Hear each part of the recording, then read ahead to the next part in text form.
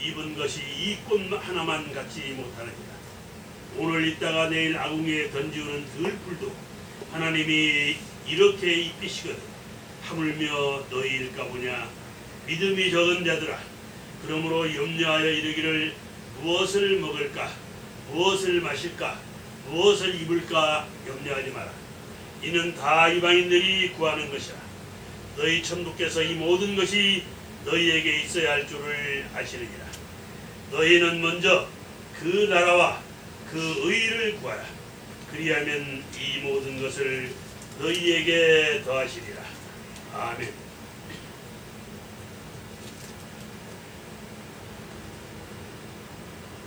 높은 보좌 위에 계셔서 낮고 천한 저희들에게 복을 주시기를 좋아하시는 아버지 하나님, 모든 것을 감사합니다. 오늘 이렇게 거룩한 주일을 맞이해서 교회에 나오고 있는 것도 감사합니다. 또 일주일 동안 주님의 품 안에서 보호해 주신 것도 감사하고, 오늘 건강한 몸으로 교회에 나와서 예배를 드리게 된 것도 감사합니다. 아버지 하나님, 오늘은 특별히 1년 가운데 맞이하는 추수 감사드려옵나이다. 그 옛날 300여 년 전에 영국의 청교도들이 그 거칠은 땅에 미국에 건너가 1년 동안 내바른 풀을 가꾸고 해서 1년 동안에 거둔 모든 음식을 가지고 감사 예배를 드렸사옵나이다. 그래야 이와 같이 모든 것을 하기 전에 아버지 앞에 감사를 드림으로 해서, 감사 예배를 드림으로 해서 오늘날 미국이 세계의 강국이 되고 하나님께서 베푸신 축복으로 더불어 세계를 강국으로 누리고 있사옵나이다. 우리나라도 이 추수감사절을 맞이해 모든 국민들이 다 같이 하나님께 감사 예배를 드리고 하나님께 축복함으로 더불어 우리나라가 축복받는 나라가 되게 하여 주시옵시기를 간절히 바라옵고자 합니다. 모든 것을 감사합니다.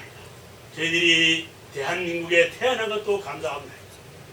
얼마 전에는 G20 세계의 모든 국가의 원수들이 저희 나라에 와서 경제적으로 세계의 모든 걸 놀이하였고, 이번에는 저희들이 적은 나라가 아시안 게임을 지금 베풀고 있사오나 저희 나라는 일본을 제치고 2위로서 당당히 서게 되었습니다.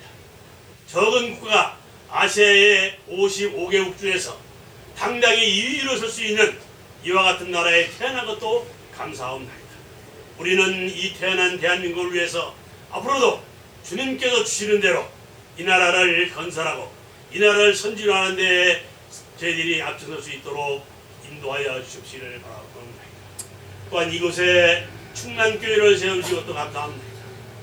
우리 교회를 세워줘서 이 근동에 많은 교회가 있지만은 하나님께 저희들의 몸을 바치고 마음을 바치고 혼을 바쳐서 정성껏 예배를 드리고 우리가 하나님 앞에 이곳을 통해서 구원을 받을 수 있게 해준 것도 감사합니다.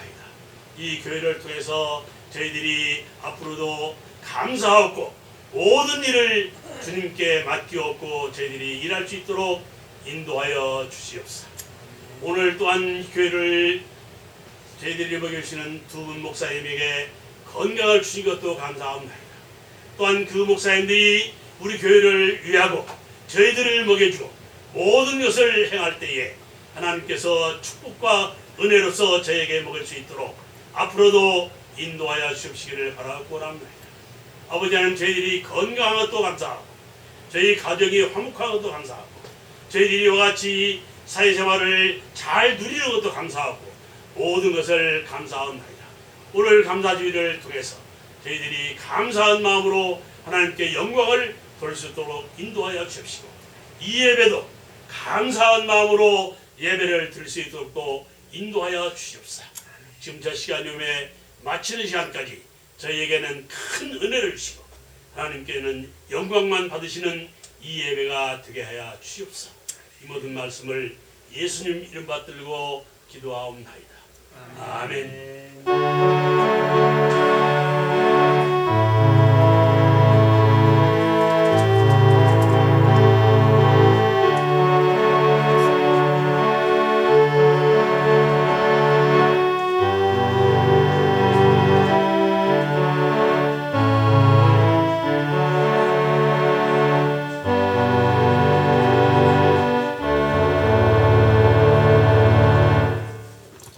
하나님의 말씀을 보시겠습니다. 구약 성경 역대상 29장 12절에서 17절 말씀 653면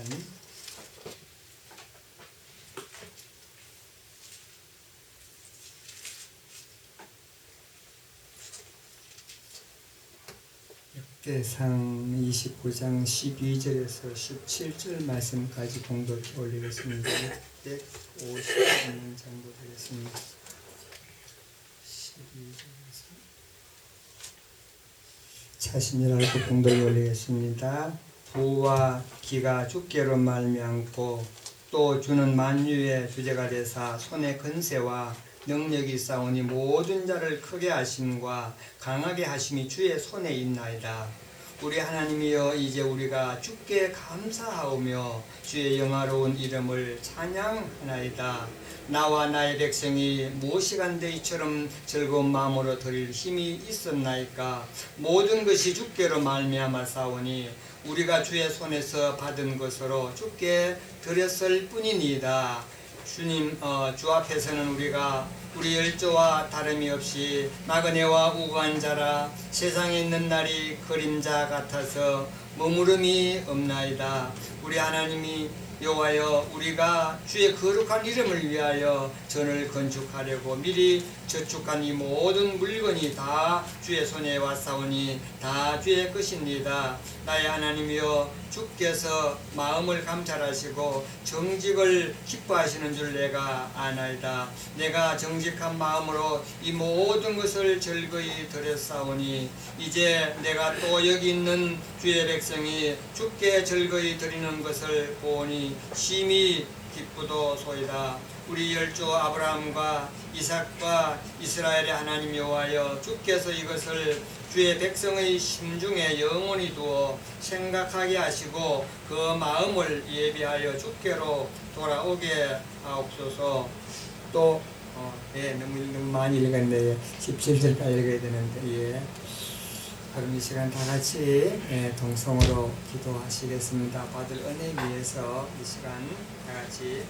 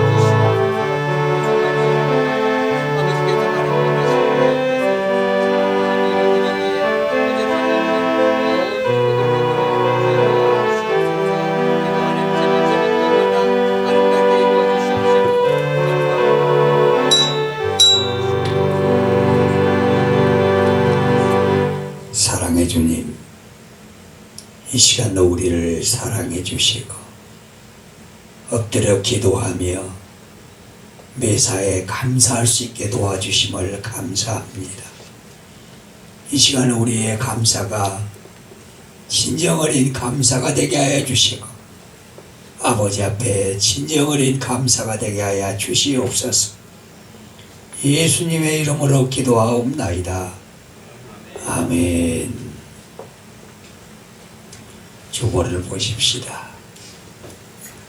이런 추수감사절이 되게 하소서라고 하는 시를 적어놨습니다. 주님 해마다 다가오는 추수감사절이 형식적인 연중 행사의 감사가 아닌 마음 깊은 곳에 감사절이 되게 하소서.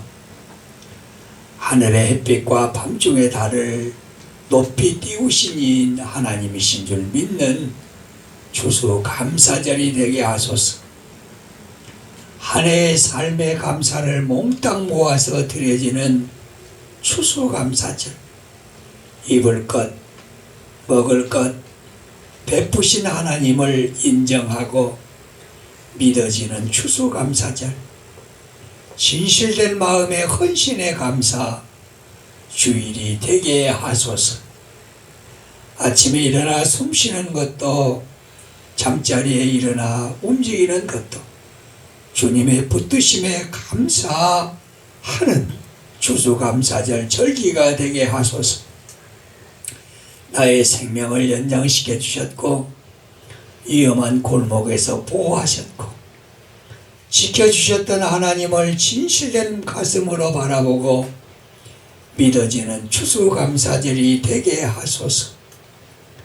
일어나 하루를 살아가는 힘도 끼니 때마다 고개 숙여 감사하는 마음도 모든 것은 주님의 베푸신 손길임을 알고 진심 어린 마음에 감사하는 추수감사절이 되게 하소서. 내가 낳은 자녀도 주님의 선물이며 아름답게 잘 자라게 하신 이도 예수님이심을 인정하는 추수감사절이 되게 하소서. 아침에 출근하여 퇴근하고 받은 월급도 주님의 은혜임을 알고 진정한 가슴으로 인정하고 믿어지는 추수감사절이 되게 하소서.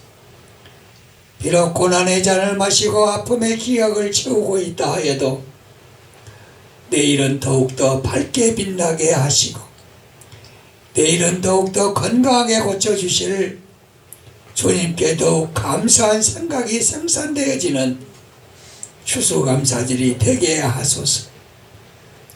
지금의 아픔만 바라보지 않고 내일의 형통을 부어주실 주님을 두 눈에 흐르는 눈물을 보지 말고 기쁨을 준비하시는 주님을 바라보는 추수감사절이 되게 하소서. 아멘. 우리가 추수감사절을 맞이했지만 우리의 마음 한켠에서는 기쁨과 소망과 희열이 넘쳐야 할 텐데 뭔가 좀 부족하는 그런 마음을 가지면서 우리는 예배를 드리고 있습니다. 오늘 1년에 한 번 있는 추수감사절입니다. 여러분의 가정과 사업과 하시는 일들 속에서 항상 감사가 넘치기를 먼저 축원합니다. 은혜를 받으면 감사가 흘러난다. 성경 가운데서 가장 하나님의 은혜를 감사한 사람이 바로 다윗입니다. 그는 산다는 것 전체가 다 하나님의 은혜였습니다. 그래서 그는 늘 하나님께 감사하고 찬양하고 영광을 돌리며 늘 고백하고 살았습니다. 그렇다면 그런 감사가 어디에서부터 출발을 하였을까? 모든 것이 다 주께로부터 왔다는 것이 다 주님의 것이라고 하는 그 은혜를 받고 다윗은 감사가 샘물처럼 솟아 흐르고 있습니다. 본문 12절에서부터 쭉 보면 다윗이 얼마나 감사를 저절로 느끼고 있는가를 우리는 볼 수가 있습니다. 다윗은 모든 것이 다 주께로부터 받은 것이기에 스스로 그것이 은혜인 것을 깨달았다고 말입니다. 부와 귀, 권세와 능력, 성전 건축의 모든 물건이 다 주께로부터 온 은혜인 것을 순수하게 진실한 마음으로 다윗은 고백을 하고 있습니다. 우리가 사는 생명 전체가 다 주께로부터 온 은혜라고 믿으십니까? 그렇다면 가슴 속에 진심 어린 감사가 나오며 그 감사의 발표로 눈에서 눈물이 흘러야만이 진실한 마음에서 흘러나온 감사가 될 수가 있다고 말입니다. 부모님을 보면서 여러분은 무슨 생각을 합니까? 내가 우리 부모님을 만난 것은 하나님의 은혜지. 우리 부모님을 통해서 내가 이 세상에 태어났지 하면은 저절로 감사가 우러나야 합니다. 아내를 보면서 이 아내를 하나님께서 나에게 주신 은혜지 하며 깨닫는 순간 은혜를 받아야 합니다. 그래서 우리가 살고 있는 이 땅의 모든 것들이 하나의 단풍잎 하나를 보아도 감격이요, 저 산등승에 솟아오르는 바위를 보아도 감사해요. 바람소리가 스쳐가는 그 모든 것을 보아도 하나님의 은혜에 감사하며 머리를 숙여지는 그러한 은혜를 체험해야 된다고 말입니다. 생각해보면 자기를 괴롭히는 남편일지라도 이 남편을 하나님께서 나에게 주셨지, 이렇게 생각할 때 그 괴로움은 오는 것이 아니라 나에게 은혜로 온다고 하는 사실을 믿으시기를 바랍니다. 어떤 자매가 이런 간증하는 것을 들었습니다. 목사님, 은혜를 받고 보라니 남편을 보아도 눈물이요, 자녀를 보아도 눈물이요, 부모님을 보아도 눈물이요, 세상을 사는 것이 이렇게 달라졌다고 간증하는 것을 보았습니다. 우리 주님께서 우리에게 원하시는 것이 무엇이겠습니까? 사랑하는 여러분들이 은혜 받기를 원하실 것입니다. 은혜를 받으면 받을수록 우리 속에 감사가 솟아나야 됩니다. 모든 것이 다 은혜니까 결국은 감사밖에 없다는 그 말이지. 그래서 헬라의 사전에 보면 은혜와 감사는 같은 뜻으로 적혀 있습니다. 두 번째는 은혜 받은 자는 바치게 된다는 겁니다. 14절 한번 볼까요? 14절 보면 나와 나의 백성이 무엇이 간데 이처럼 즐거운 마음으로 드릴 힘이 있었나이까. 모든 것이 주께로 말미암아 싸우니 우리가 주의 손에서 받은 것으로 주께 드렸을 뿐이다. 주님께서 나에게 준 것을 일부를 드렸을 뿐이라고 고백을 하고 있습니다. 은혜를 받으면 바치고 싶은 마음이 생깁니다. 주고 싶은 마음이 생긴다고 말입니다.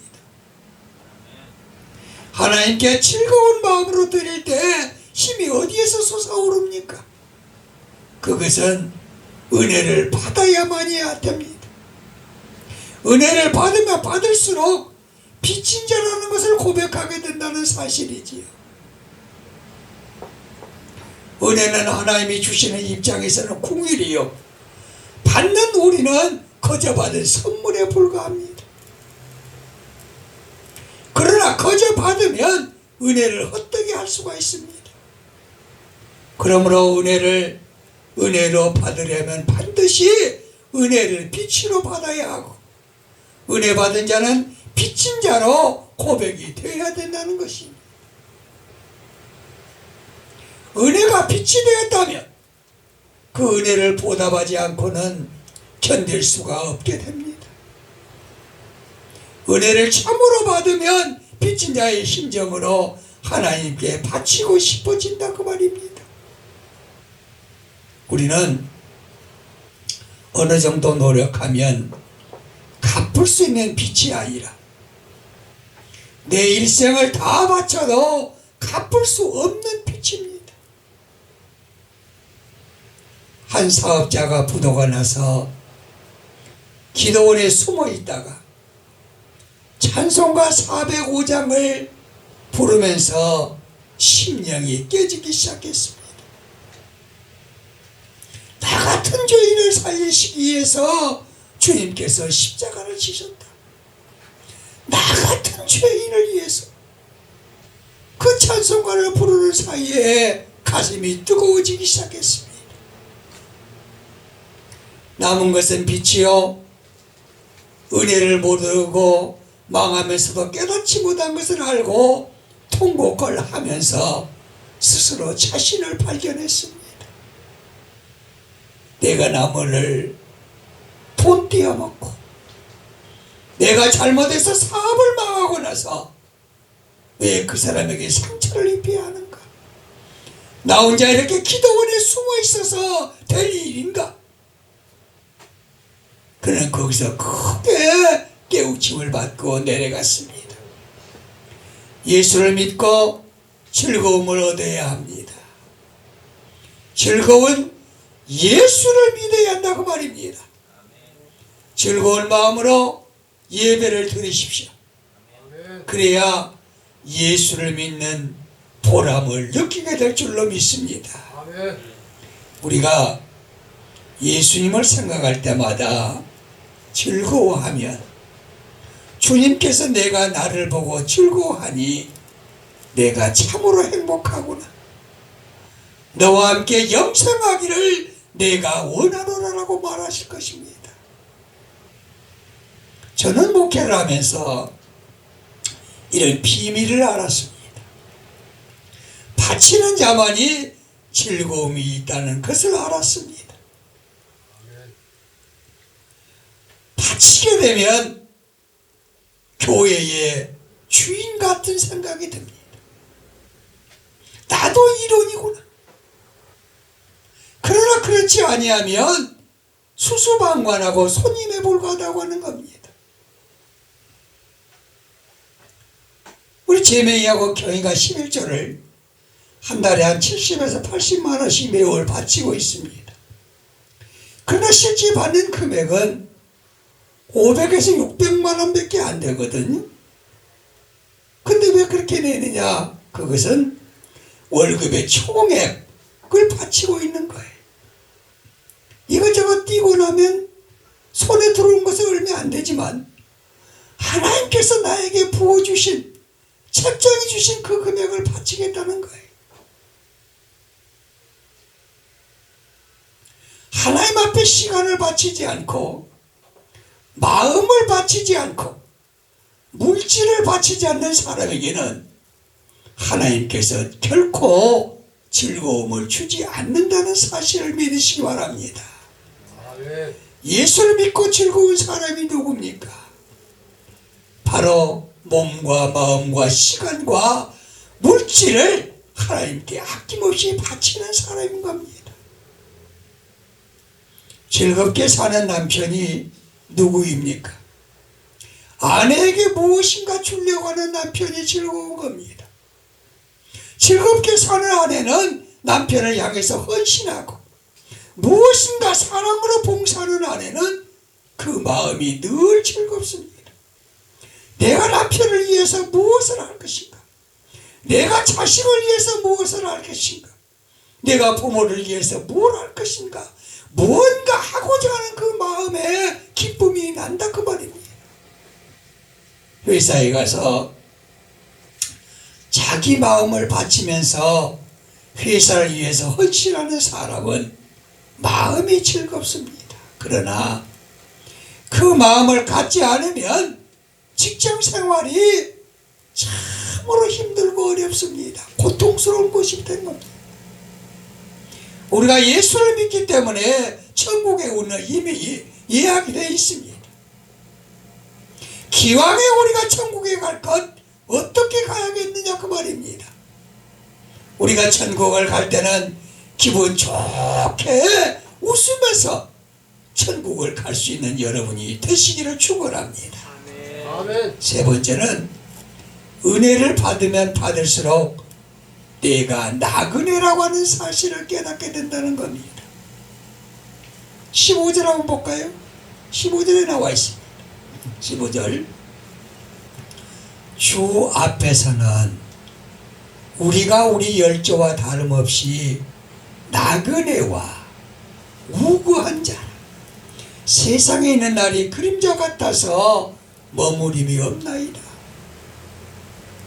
참 인생을 되돌아보니까 덧없는 세월이 그렇게 많이 흘러갔습니다. 우리 장로님이나 우리 조집사님이나 이제 70대를 보고 있습니다. 뒤돌아보시면 야, 내가 어떻게 70년을 살았을까 하는 생각이 드실 거예요. 저도 우리 안 산 것 같은데 벌써 65이거든요. 가만히 눈을 감고 기도하면서 생각해 보면 65년을 살았다. 그렇다면 앞으로 남을 세상이 얼마큼 될까? 앞으로 많이 살면 20년. 그러면 85세구나. 그 남은 생활이 참 남아있다고 하는 세상, 앞으로 살아야 할 세상, 살 수 있는 세상을 생각해 보면 참으로 인생이라고 하는 것이 아무것도 아니라는 생각을 하게 됩니다. 그래서 다윗 왕이 너희들은 나그네와 같다 그런 거예요. 나그네와 같다. 은혜를 받으면 받을수록 나는 나그네라, 이렇게 스스로 고백할 수 있어야 된다는 거예요. 은혜를 받고 나면 인생은 나그네요, 모든 것이 내 것이 아니요 그림자처럼 사라진다고 하는 사실을 깨닫게 될 줄로 믿으시기 바랍니다. 은혜를 모르면 모든 것이 다 내 것인 것처럼, 영원한 것처럼 생각하고 탐욕에 눈이 어두워집니다. 그러므로 이 세상에 매여 자유하지 못한다는 사실이지. 그러나 은혜를 받으면 나는 나그네구나, 나는 언젠가는 내놓고 빈손으로 털털 털고 가야 할 몸이구나 하는 걸 깨닫게 된다 그 말이지. 인생은 모두 다 나그네로 전세기간 동안 빌려 잠시 살다 가는 인생. 100년 미만의 내 인생은 끝날 것이니 내가 사는 동안 은혜로 살아야지, 이렇게 고백을 하는 여러분이 되시기를 축원합니다. 곰곰이 생각해 보면 이 세상 어떤 것도 내 것은 없습니다. 요 밑에 절이 하나 있습니다. 큰 무슨 절이 들어가요? 그 결이 큰 거 하나 있는데 거기 보면 문 앞에 뭐라고 써있는지 아세요? 세상에 내 것이 어디가 있느냐? 세상에 내 것이 어디가 있느냐? 다 잠시 맡겨놨다가 두고 간다는 거야. 그 절 앞에 철만 크게 그 말이 써 있습니다. 곰곰이 생각해 보면 이 세상이 다 그렇습니다. 집을 몇 채 가졌다고 해서 내 집이 아닙니다. 많은 돈을 가졌다고 해서 내 것이 아니라는 거예요. 내가 쓸 것만이 내 것임을 믿으시길 바랍니다. 미국에서 최근에 유명한 베스트셀러가 하나 나왔는데 그 책 제목이 뭔지 아십니까? 다 쓰고 죽자입니다. 다 쓰고 죽자. 책 제목이 그거예요. 다 쓰고 죽자. 쓰지 못하고 죽는 사람이 얼마나 많이 있습니까? 어느 할머니는 130억의 재산을 가지고 있었는데 그 할머니가 살았을 때 돈을 쓰지 못하고 의식을 잃어버렸습니다. 그 돈을 누가 가져갈지 모릅니다. 몇 해 전에 죽었던 최진실 씨도 뭐 낭설이야만 300억의 재산을 남겼다고 하는 말도 있습니다만 죽고 나면 뭐가 남습니까? 성경은 우리에게 말합니다. 그림자 같아서 머무림이 없나이다. 그림자 같아서 머무림이 없다.